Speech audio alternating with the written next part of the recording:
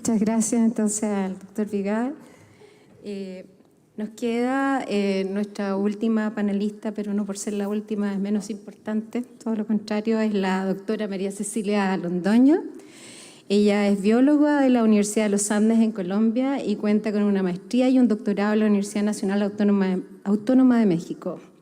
La doctora Londoño es gerente de información científica del Instituto Humboldt, copresidenta de la Red Global de Observaciones de Biodiversidad GeoBon y coordinadora del Sistema de Información de Biodiversidad de Colombia, el CIP Colombia, nodo nacional de la red GEBIF. Tiene 12 años de experiencia en gestión de información sobre biodiversidad.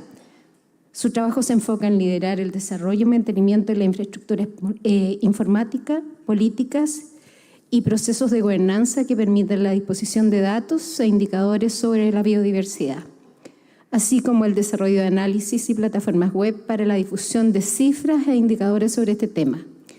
La doctora Londoño coordina y realiza investigaciones bajo el principio de participación, construyendo conocimientos para solucionar problemas relacionados con biodiversidad y el desarrollo sostenible. Por favor, doctora Londoño, muchas gracias. Muchas gracias, Paula, por la presentación y muchas gracias a la ministra presidenta Marcela Godoy y a todo su equipo por organizar este panel. Bien, yo les voy a hablar sobre datos, sobre acceso a datos y sobre temas de datos. Muy afortunado que sea la última de este panel. Todos los expositores anteriores han hablado de la importancia de tener modelos, análisis, teorías, pero finalmente los datos son el ingrediente principal de todas estas cosas y habemos datos, pero hay algunos temas importantes que quiero mencionarles a partir de la experiencia del Sistema de Información de Biodiversidad de Colombia, el CIP Colombia. Este sistema es el nodo para GBIF. Hemos mencionado varias veces que GBIF tiene representación en varios países. En Chile, evidentemente, hay un nodo GBIF, pero pues el CIP Colombia ha tenido 20 años de desarrollo cuando el gobierno decide hacer este sistema para movilizar los datos de los diferentes actores que producen información de biodiversidad en Colombia y hacerlos disponibles a cualquier ciudadano con acceso a Internet. El sistema es un sistema colegiado, es decir, que todos los institutos, 5 institutos de investigación que son parte del Ministerio del Medio Ambiente, Parques Nacionales Naturales, el Ministerio y la Universidad Nacional de Colombia hacen parte del comité directivo y técnico de este sistema. El Instituto Humboldt tiene el equipo coordinador o la Secretaría Técnica del sistema, pero todas estas otras instituciones hacen parte de la toma de decisiones y de la implementación de lo que se realiza. En este momento, pues el sistema tiene un poco más de 33 millones de registros biológicos. ¿A qué se refiere registros biológicos? Son datos que tienen una especie, una identidad taxonómica y una localidad, unas coordenadas asignadas. Estos registros pueden también tener otro tipo de información asociado a las metodologías de muestreo, a la historia natural de los individuos, a los rasgos funcionales de estas especies, a información genética asociada a estas especies.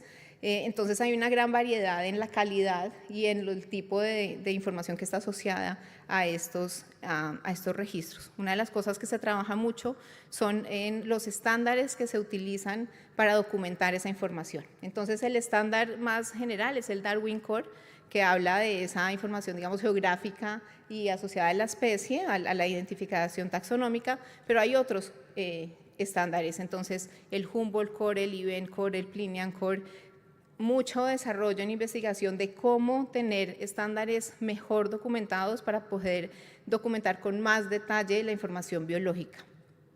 Estos registros se publican a través de conjuntos de datos. Entonces, pues hay más de 3.000 conjuntos de datos que acumulan estos 3.000 registros y hay otros tipos de datos que son listas de chequeo. Aquí no es el dato particular de registro, sino una lista de especies asociadas a una localidad geográfica o al país en general o a una unidad político-administrativa. 231 organizaciones publican sus datos a través del CIP Colombia y también tenemos información a nivel de fichas de especies, es decir, estado de conservación, historia natural de una especie particular. Esta información pues, se ha usado en Colombia en estos 20 años en muchos ámbitos a través del desarrollo de modelos, del desarrollo de indicadores, de la síntesis de la información y pues la aplicación depende de la calidad de esos datos. Por eso tenemos que dedicarle mucho tiempo a capacitar para la publicación de ese dato, para la gestión de ese dato, desde el investigador que colecta el dato hasta las entidades que lo publican y lo usan. Hay aplicaciones en conservación, en seguridad alimentaria, en cambio climático, en salud pública, porque pues, hay gran variedad de especies que ocupan estas bases de datos. Pero un aliado estratégico en los últimos años ha sido el sector empresarial. El sector empresarial ha usado estos datos para las etapas de prefactibilidad de sus acciones y también publican los datos de los levantamientos de impacto ambiental que hacen o de otros trabajos que hacen en el Sistema de Información de Biodiversidad de Colombia. Esto hace que el sistema tenga una particularidad en, ahora lo vamos a ver un poquito más adelante, pero en uno de sus, digamos, subsistemas para albergar esta información de los estudios de impacto ambiental y emite los certificados que luego se le dan a las agencias de autoridad de licencias ambientales para que procedan con el formulamiento de las licencias. Esto es pues algo, digamos, un poco innovador en estos sistemas de información. Pero pues el acceso a la información es vital para la participación efectiva de la sociedad en materia ambiental y esto está estrechamente relacionado pues, con la justicia ambiental. Finalmente, facilitar la información, ponerla a disposición de cualquier ciudadano, como lo menciono en este caso, con acceso a Internet, pues mejora, estimula, facilita la participación informada de los ciudadanos en la toma de decisiones, facilita las veedurías ciudadanas y también les asegura a ellos unos métodos para publicar los datos que también producen. Entonces es muy importante conectar estos sistemas con esos procesos de veeduría y de transparencia y rendición de cuentas. Algunos de estos datos han sido usados como base probatoria en procesos pues legales, y como lo mencioné, son muy usados en esas fases de prefactibilidad para evitar daños ambientales. Cuando tenemos información de diversos sistemas de conocimiento dentro de estos sistemas, facilita la discusión hacia la transformación de los conflictos ambientales. Entonces, estos sistemas por el momento tienen una gran carga de información científica, digamos, producido por academia, pero poco a poco, y ahora les voy a presentar algunos elementos esenciales para que estos sistemas se abran hacia otros sistemas de conocimiento, porque ese es el diálogo que necesitamos, por ejemplo, con pueblos originarios cuando tenemos temas de conflictos ambientales. Y poner esa información en un mismo lenguaje, digamos, en estos estándares que les mencioné, aunque vengan de diferentes perspectivas, pues es un equilibrio de poder, porque pone a los diferentes sistemas de conocimiento a dialogar de una manera más fácil y conjunta. El Acuerdo de Escazú, ya lo han mencionado también aquí, pues tiene como un pilar fundamental el acceso a la información. Entonces, estos sistemas de información están muy relacionados con el cumplimiento finalmente de estos acuerdos y la responsabilidad de publicar es de todos, es decir, no es solamente de la autoridad ambiental, no es solamente el que usa la biodiversidad o el que impacta la biodiversidad o el que la tiene que conservar, pero cualquier ciudadano, cualquier investigador, cualquier comunidad o persona de una comunidad local, de un pueblo originario, de una comunidad indígena que observa la naturaleza, que produce información, debería pensar en poner esos datos en disponibilidad para que todos los podamos usar. Entonces, pues para eso, digamos, se ha empezado a hablar de ciencia abierta, de los datos abiertos. Esto está muy claro y muy desarrollado por la UNESCO y tiene muchos componentes. Aquí vemos cómo pues hay un componente importante en hacer abiertas las infraestructuras de investigación. Hay otra parte importante en si queremos llegar a ciencia abierta, datos abiertos, en abrir la participación efectiva de todos los ciudadanos y los sistemas de conocimiento en esta ciencia abierta. Abrir esos diálogos entre sistemas de conocimiento, nuevamente lo menciono, y claramente abrir el conocimiento. Y fíjense que aquí en abrir el conocimiento, en este pedacito, ¿cómo señalo con esto?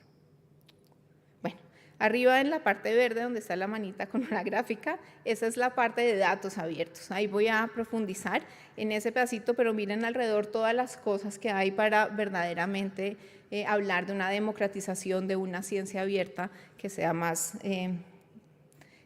facilitadora de esa transformación de conflictos y de esa mejora en el estado de la biodiversidad. En los datos abiertos, entonces, existen unos principios que se llaman los principios FAIR: encontrable, asequible, interoperable y reutilizable. Estos principios ya tienen más de, yo creo que 10 años, y hablan desde la colecta del dato hasta la publicación en un sistema de información o de bases de datos, qué se necesita hacer para que ese dato funcione a los seres humanos y a las máquinas. ¿Cómo hacemos para que esa información sea abierta, se pueda modificar, pero se atribuya de manera correcta a quienes generaron esa información? Entonces hay un montón de lineamientos, de buenas prácticas, de herramientas para poder hacer esto. Acá hay algunos artículos que muestran pues que estas prácticas, esos lineamientos varían con los tipos de datos. Entonces hay algunas particularidades cuando los datos son genéticos, cuando son rasgos funcionales, cuando son de especies y se van a usar, por ejemplo, para modelación de distribución de especies. Pero entonces lo importante es que estos sistemas de información podamos unificarnos en estos lineamientos, en estas buenas prácticas y hacer que la información pues sea mucho más fair en ese sentido y vamos avanzando hacia la ciencia abierta. Sin embargo, estos principios FAIR han sido criticados o tienen su partecita extractivista, por decirlo así. Son liderados desde países del norte global, han sido los que los han ido imponiendo, digamos, o usando de manera más sistemática, y los otros países los vamos acogiendo. Y ustedes aquí ven el reflejo finalmente de esto. Y sí, tenemos muchos datos, pero cuando lo vemos como desde otra perspectiva, podemos ver que están concentrados en algunos puntos en particular. Los sitios en amarillo son los de más densidad de puntos por kilómetros cuadrados y luego pues se van reduciendo. Y esto tiene mucho que ver con la visión de sostenibilidad que tenemos desde los países del norte y desde los países del sur. Es diferente cómo percibimos las soluciones hacia la sostenibilidad, ¿no? Nosotros desde el sur global lo vemos mucho más desde los contextos locales, de las particularidades de las diferentes culturas que están en nuestros países, y entonces esa visión como global del mundo y de montones de datos para hacer se nos vuelve más compleja porque nosotros tenemos que dar soluciones a contextos muy particulares. El modelo de publicación de datos del CIP ha seguido esta lógica del FAIR, ¿no? Y entonces nos quedamos mucho en esa preparación de datos, en la publicación de los datos a través de los IPTs, en dar unas licencias de uso, en luego movilizar esos datos hacia sistemas globales, y lo vemos un poco como esa línea de valor entre la colecta y la publicación. Pero queremos movernos hacia hacerlos mucho más equitativos de otros sistemas. Así que estamos empezando a utilizar los principios CARE. Los principios CARE son liderados desde organizaciones indígenas, y aquí habla del cuidado que se tiene que tener con los datos. Esto aplica también a comunidades locales, campesinas y de otro tipo, y creo que son pilares fundamentales que todos los sistemas de información tienen que tener en cuenta, que están llegando un poco más tarde a la discusión de estos sistemas de información, pero es como desde el investigador que va a campo y empieza un proyecto tiene en mente cómo su proyecto, cómo su trabajo, cómo los datos que se van a producir son parte de ese beneficio colectivo que debemos asegurar como científicos. Que se atribuya ese control y a la autoridad de control de los grupos, de las comunidades locales y de los grupos que generan esta información. ¿Qué responsabilidad tenemos nosotros en capacitar, en facilitar, en transferir las capacidades a estos otros sistemas de conocimiento para poder usar los datos que nosotros estamos produciendo? Y pues todo un tema de ética alrededor de esto. Entonces este artículo que estoy poniendo aquí de Applying los CARE Principles es muy importante porque es el primer artículo que en realidad da unos tips particulares a los sistemas de información para poder aplicar estos principios. Entonces, el CIP Colombia pues, ha generado políticas para el gobierno de los datos. cómo se publican los datos, cómo se accede a los datos, cómo se usan los datos. Les recomiendo mucho porque es difícil conseguir políticas de datos. Hemos estado también haciendo este trabajo en el Instituto Humboldt y son pocos los referentes de políticas de datos. Queremos producir, queremos garantizar que la información esté disponible, abierta, pero no tenemos esos marcos, digamos, regulatorios muy claros, ni siquiera al interior de nuestras propias instituciones. Y tenemos que diferenciar entre las políticas de gobierno, lo que una entidad quiere hacer con sus datos, y una política de gobernanza, cómo llego a acuerdos con los otros, donde yo voy a estudiar para acceder y tener disponible esos datos. Entonces, pues finalmente les voy a contar un poquito cómo todo esto se va traduciendo también en una infraestructura informática, porque como les mencioné, esto es disponibilidad, acceso disponible para quien tiene acceso a Internet. Y bueno, ya cada vez, digamos, más personas tienen acceso a Internet y aunque las personas a veces vivan en situaciones muy remotas, en lugares muy remotos sin el acceso, pues eventualmente salen a una cabecera municipal, a un sitio urbano donde tienen acceso y se conectan a estos temas.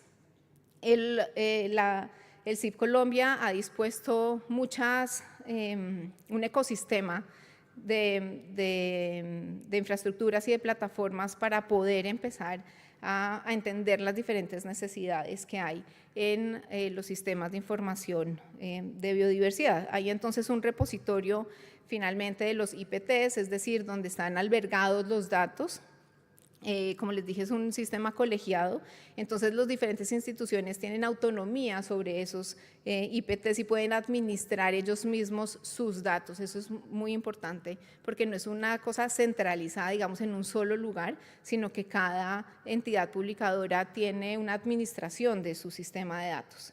Hay un CRCIP, que es el sitio donde les digo que llegan los datos de los estudios de impacto ambiental, es que son muchísimos datos y nosotros no alcanzamos a revisar la calidad de esos datos. El tiempo que gastamos en el CIP Colombia para publicar un conjunto de datos es entre 4 y 6 semanas, que es bastante. Es decir, llegan los datos y nosotros tenemos un equipo que revisa la calidad de esos datos, el estándar de los datos, le hacen unos chequeos automáticos para ver pues qué tan bueno, qué tan malo, qué incertidumbres tienen esos datos y se devuelven al generador de la publicación. Lo arreglan, no lo devuelven, lo devolvemos, y es un proceso largo, pero es la única manera de tener un control sobre esos 33 millones de datos que tenemos y mejorar un poco, asegurar un poco que la calidad esté en algo mejor, porque pues los modelos, si basura le metes, pues basura sale de esos modelos. Así que nos preocupamos muchísimo en la calidad de esos datos. Tenemos otro portal de cifras que hace la recopilación de estos datos, la síntesis de estos datos en totales, total de especies amenazadas, total de especies endémicas, de especies invasoras por unidades político-administrativas y por otras unidades en territorio y un campus virtual para justamente fortalecer la capacidad de las personas en acceder a estos datos.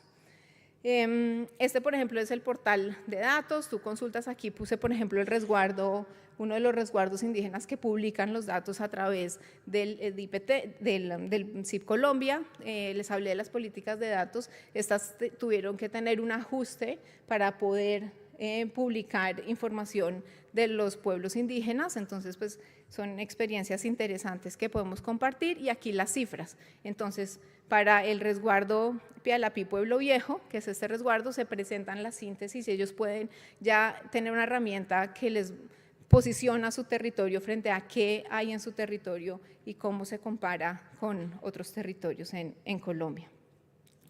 Y finalmente, pues una de las cosas que hacemos, esto ya es en particular en el Instituto Humboldt, es pensar en todo ese ciclo del dato, todo ese ciclo de monitoreo. Como les digo, no es solamente el sistema al final y cuántos millones de datos tenemos, sino cómo hay que hacer todo el trabajo con cuidado desde empezar un proceso de monitoreo con una comunidad, porque cuando tú llegas a estudiar alguno, generalmente vas a encontrar gente ahí.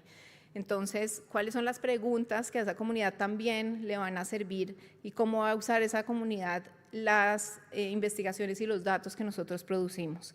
Hay una cosa que hemos hecho como herramienta técnica y hay un libro que publicamos hace poco del manual de monitoreo, Y este es el ciclo de monitoreo. Entonces, es un monitoreo consciente, pensando después en el uso de la información por las personas que se encuentran en territorio y pues pasando por todos los temas de buenas prácticas para que la información y todo lo que se produce de los datos pues queden abiertos en sistemas. Hay un manual de monitoreo comunitario muy particular, sobre todo en las primeras fases, en esa fase azul del ciclo de monitoreo, que requiere un trabajo juicioso y de generación de confianza con la comunidad para poder llegar a tener estos trabajos. Y en la parte de abajo, donde ven esas gráficas, es porque también estamos haciendo unos desarrollos donde las comunidades pueden ver sus datos, sus indicadores y tienen una visibilidad en sistemas web, en la intranet, para mostrar lo que ellos hacen en comunidades. Doctora Landeño, nos quedan 45 segundos. Sí, con esto voy a cerrar.